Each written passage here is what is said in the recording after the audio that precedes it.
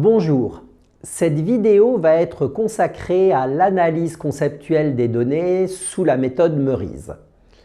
L'objectif est d'analyser au mieux les besoins d'un utilisateur pour modéliser le système d'information à mettre en place. Pour effectuer ce travail, nous allons être grandement aidés par l'analyse informationnelle que nous avons étudiée lors d'une vidéo précédente. Le premier document à établir sous Meurize est le dictionnaire des données. On y trouve la description de tous les attributs présents dans le système d'information. Chaque attribut est décrit par une désignation claire, un code mnémonique qui souvent reprend le nom qu'on trouvera dans la table SQL au final de la démarche d'analyse. On y indique le type de l'attribut, on y indique sa longueur et on y indique un commentaire. Ce commentaire est très important car il permet de préciser l'usage que l'on va faire de l'attribut. Exemple de remarque que l'on peut trouver dans cette colonne commentaire, attribut introduit pour servir d'identifiant. On peut aussi y trouver la liste des valeurs autorisées à l'intérieur de cet attribut. Et enfin, il n'y a pas de limite aux remarques que vous pouvez mettre dans la colonne commentaire. Le dictionnaire des données peut être trié par ordre alphabétique sur la colonne code mnémonique, surtout lorsqu'il comporte des centaines d'attributs. À notre niveau, j'ai plutôt tendance à regrouper les attributs par entité. Mais cette solution-là, elle ne serait pas pratique si on avait un dictionnaire des données qui tenait sur 5 ou 6 pages. Ça ne serait pas efficace pour retrouver un attribut à l'intérieur du document complet. Le dictionnaire des données se présente de la façon suivante. On a une colonne avec le descriptif de l'attribut, le code mnémonique, son type, sa longueur et enfin une colonne commentaire. Le premier attribut ici est le code élève. Il aura pour code mnémonique codel. C'est une chaîne de caractères, sa longueur est de 5 caractères. Et en commentaire, on précise que cet attribut permet d'identifier un élève, qu'il est composé de 2 caractères et de 3 chiffres. Exemple BJ012. On a ensuite les attributs nom élève, prénom élève, date de naissance élève. Vous constatez qu'il n'y a pas de colonne, il n'y a pas de commentaire pour ces attributs-là, puisqu'ils parlent d'eux-mêmes. On a la colonne sexe de l'élève, qui est un attribut qui tient sur un seul caractère. Et dans la colonne commentaire, on voit la précision uniquement M ou F, qui seront donc les 2 seules valeurs qu'on acceptera à l'intérieur de cet attribut. Le dictionnaire des données doit intégrer tous les attributs qui ont été détectés lors de l'analyse de l'information. Le dictionnaire des données n'intègre pas les attributs composés, mais il intègre tous les attributs élémentaires qui composent cet attribut.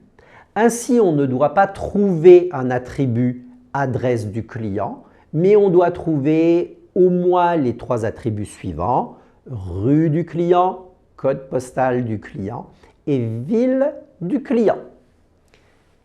Chaque entité doit posséder une clé primaire. Si on n'en a pas trouvé au cours de l'étape d'analyse de l'information, le dictionnaire des données, c'est l'endroit où on les introduit. Je vais maintenant aborder la problématique des attributs calculés. Lorsqu'un attribut est calculé, a priori, il ne figure pas dans le dictionnaire des données. En revanche, les attributs nécessaires à son calcul, eux, sont présents dans le dictionnaire. Pourtant, certains attributs calculés vont malgré tout être mémorisés dans le dictionnaire. Et lorsqu'on a affaire à ce type de cas, dans la colonne commentaire, il est judicieux de préciser attributs calculés mais mémorisés. Alors, quand rencontre-t-on des attributs calculés qu'il faut mémoriser? Eh bien, on va prendre l'exemple suivant. Montant total TTC d'une facture. Ce montant total, il est calculé à l'aide des quantités et des prix des produits qu'on facture au client. Et donc, à l'instant où on établit les factures, on calcule ce montant-là. Il faut penser que le prix des produits va évoluer dans le temps. Si on est amené à rééditer une ancienne facture, il ne faudrait pas recalculer le montant de la facture à partir des prix actuels. Donc, on conserve le montant TTC de l'ancienne facture pour être sûr que le prix d'une facture n'évolue pas dans le temps. Le document suivant que l'on va étudier dans la méthode Meurize, ce sont les règles de gestion.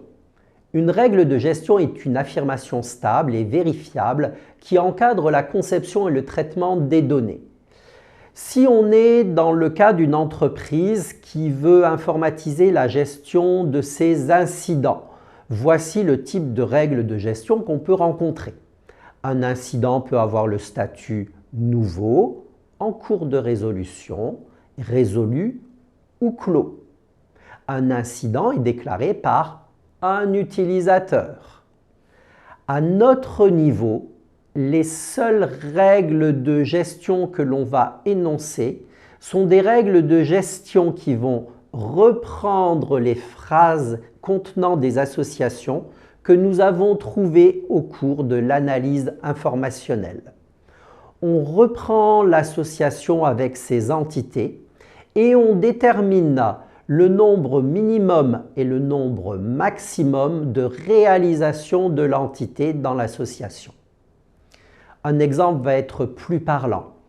Un utilisateur déclare 0 ou plusieurs incidents. Un utilisateur qui n'a encore jamais eu de problème dans l'entreprise n'aura pas fait de déclaration d'incident. En revanche, un utilisateur qui aura eu plusieurs problèmes va être amené à déclarer plusieurs incidents. Et dans l'autre sens, un incident est déclaré par un et un seul utilisateur. Ce nombre minimum et ce nombre maximum représentent les cardinalités de l'association. Ainsi, à côté d'utilisateur, on trouvera les cardinalités 0n, n représentant la valeur plusieurs. À côté d'incident, on retrouvera les cardinalités 1, 1, puisque un incident est déclaré par au moins un utilisateur ou plus un utilisateur. Pour compléter les règles de gestion, il faut aborder la notion de dépendance fonctionnelle. Un attribut A dépend fonctionnellement d'un attribut B si une occurrence de B détermine une seule occurrence de A. Un exemple va être plus parlant. Un numéro de sécurité sociale détermine un seul nom de famille d'une personne, un seul prénom usuel, une seule date de naissance pour la personne en question. Et cela s'écrit, ça se représente de la manière suivante. Numéro de sécurité sociale, la flèche se lit détermine. Eh bien, un numéro de sécurité sociale détermine un nom de famille, un prénom usuel, une date de naissance. On accompagne toujours une règle de gestion de l'expression de la dépendance fonctionnelle qui lui correspond. Alors, je vais reprendre un exemple. Un utilisateur déclare 0 ou plusieurs incidents. Un incident est déclaré par un et un seul utilisateur. Eh bien, le numéro d'incident détermine le matricule de l'utilisateur. Quand je prends un incident, par exemple l'incident 312 502, eh bien l'incident 312 502 me déterminera un seul matricule d'employé, qui est le matricule de l'employé qui a déclaré cet incident. Un autre exemple, une convention de stage est signée par une et une seule entreprise. En revanche, une entreprise signe une ou plusieurs conventions de stage. À un moment donné, une entreprise peut très bien avoir pris 2 stagiaires, mais pour chaque stagiaire, elle aura signé une convention de stage. Puis au fil des mois, des années, une même entreprise reprend régulièrement des stagiaires. Donc pour une même entreprise, des conventions de stage, je peux en trouver de nombreuses. Eh bien ici, le numéro de la convention de stage détermine un seul numéro de SIRET d'entreprise.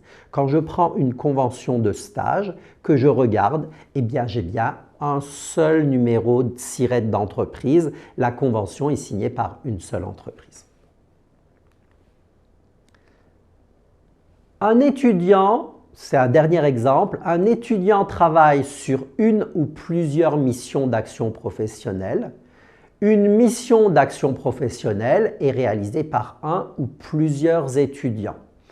On a maintenant une problématique qui est différente au niveau de la dépendance fonctionnelle. Parce que ici, au cours de sa formation, un étudiant, eh bien, il va travailler sur de nombreuses missions d'action professionnelle. Une mission d'action professionnelle, elle est confiée à de nombreux étudiants à l'intérieur de la classe. Donc ici, je n'ai pas la réalisation d'une entité qui détermine la réalisation d'une autre entité. Je n'ai pas de cardinalité 1-1 d'un côté de l'association. Donc l'écriture de la dépendance fonctionnelle est différente. On va écrire ça sous la forme suivante. Numéro de mission va être concaténé avec numéro d'étudiant pour exprimer la dépendance fonctionnelle. Il n'y a pas de dépendance fonctionnelle directe. Un numéro de mission ne détermine pas un seul numéro d'étudiant puisque de nombreux étudiants vont faire cette mission-là. Et un numéro d'étudiant ne détermine pas un numéro de mission puisque un étudiant va être amené à effectuer de nombreuses missions différentes. L'écriture, la syntaxe que l'on utilise est la suivante. Le premier attribut, le symbole de concaténation et le second attribut. On arrive maintenant à la dernière étape de l'analyse conceptuelle des données sous Meurize. Cette dernière étape est représentée par le modèle conceptuel des données. Le modèle conceptuel des données est un schéma qui présente les données du système d'information et qui fournit une vision synthétique des données nécessaires. Le MCD, abréviation de modèle conceptuel des données, le MCD permet sur un seul document de voir toutes les informations que l'on va trouver à l'intérieur de notre système d'information. Donc très rapidement, on peut être confronté à des MCD de taille très importante. Le MCD va aussi permettre de voir comment les informations, comment les données sont liées entre elles. C'est un document qui permet de discuter avec les utilisateurs sans descendre au niveau de la base de données. C'est un document de communication. Une fois que les utilisateurs ont compris son formalisme, ils peuvent sans problème discuter avec l'analyste pour vérifier, pour contrôler que le MCD a été correctement établi. Les éléments qu'on trouve sur un MCD sont des entités, des attributs parmi lesquels on va trouver des clés primaires, et des associations qui sont caractérisées par leur cardinalité. Vous avez là l'illustration d'un petit MCD. Sur ce MCD, on voit qu'il y a 4 entités, convention, étudiant, entreprise et tout au bout, mission d'action professionnelle. Pour chaque entité, on trouve une clé primaire qui est soulignée et puis des attributs. Et je retrouve ça pour chaque entité. Pour finir, entre les entités, j'ai des associations. Ainsi, je retrouve qu'une une convention de stage est signée par une entreprise. Donc vous voyez, une convention est signée par une et une seule entreprise. En revanche, une entreprise signe une ou N conventions. Je n'aurai pas, dans la liste des entreprises que je vais mémoriser, je n'aurai pas mémorisé d'entreprise qui n'aurait pas pris de stagiaire.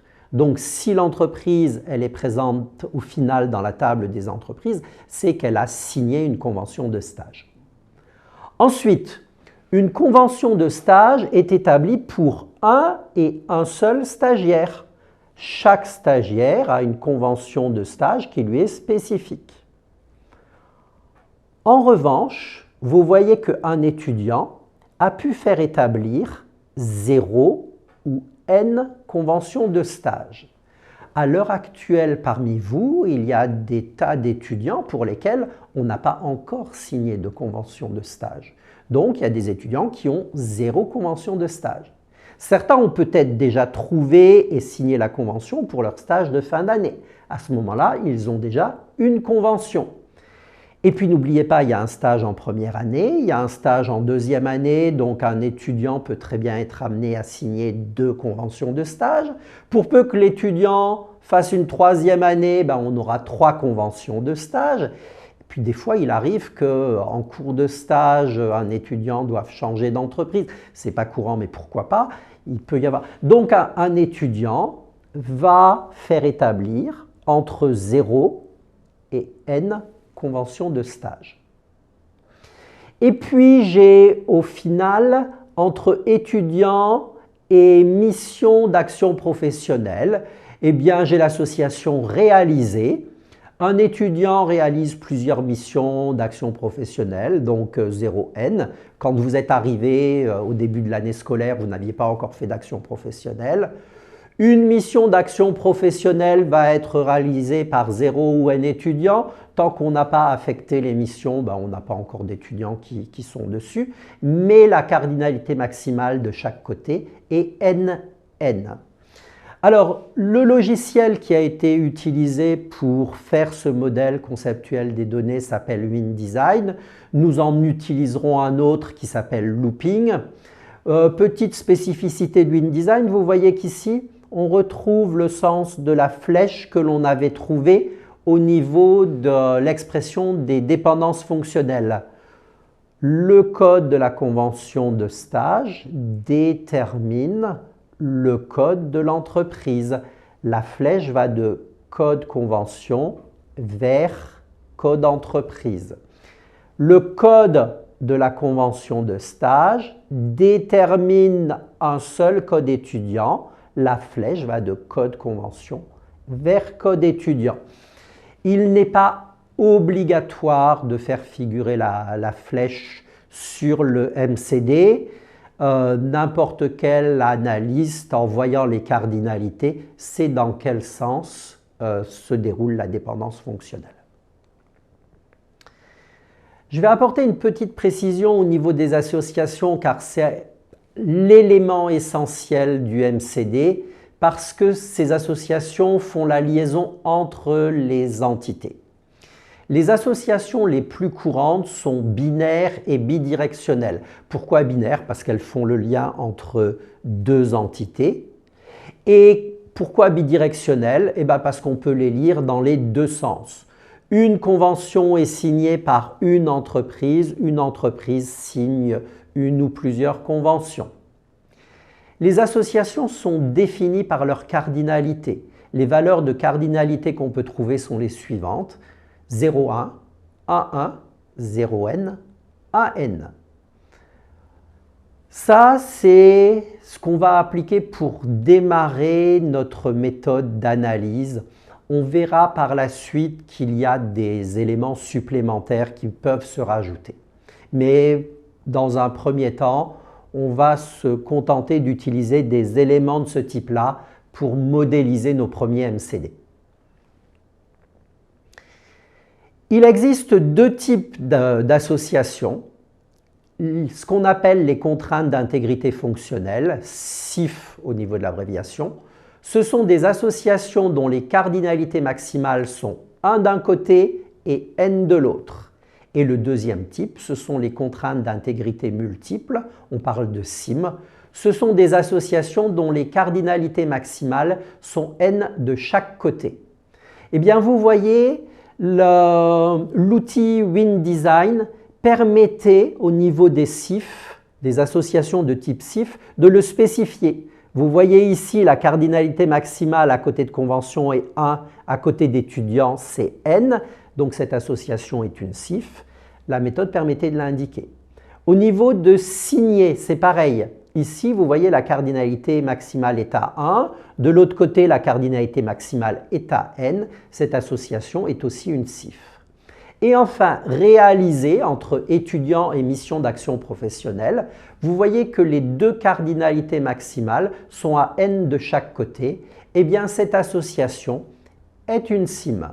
Ces deux notions CIF et CIM seront très importantes lorsque l'on passera à la phase suivante d'analyse qui sera le niveau logique des données. Voilà, j'ai fini cette présentation de l'analyse conceptuelle des données sous Meurize. Et bien maintenant, c'est à vous de jouer.